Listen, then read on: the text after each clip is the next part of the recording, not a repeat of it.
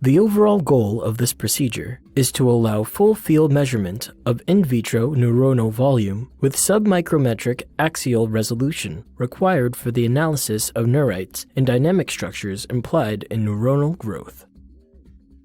This method can help answer key questions in the field of cellular neuroscience regarding the dynamics of volume changes at the subcellular scale during neuronal growth or axon degeneration.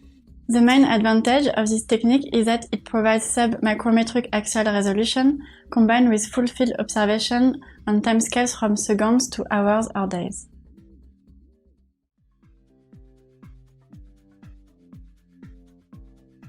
To begin the procedure, demold the PDMS block under a chemical hood by pouring isopropanol on it.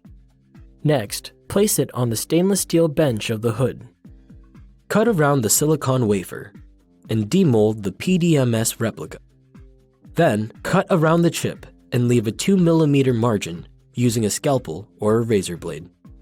Punch the inlet by pressing the 1.5 mm diameter puncher firmly and actuate it in order to cut and carve the hole of the inlet.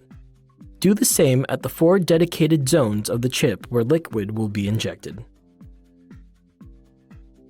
Afterward, clean the chip by sticking and peeling the adhesive tape on the microstructured side. Sprinkle isopropanol on both sides. Then dry the chip with pressurized nitrogen using an air blow gun.